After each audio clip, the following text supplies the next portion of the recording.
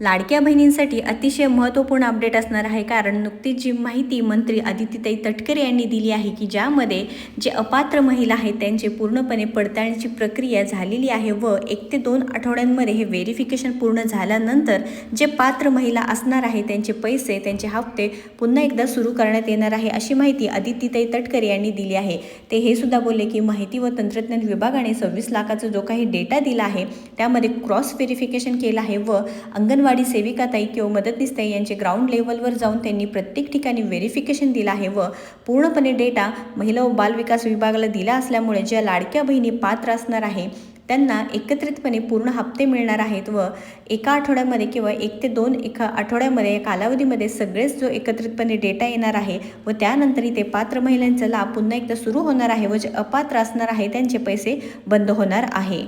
तुम्ही अपात्र आहात का पात्र आहेत नक्कीच कमेंट करायचं आहे। या व्हिडिओला जास्तीत जास्त शेअर करा आणि आपल्याला फॉलो करा।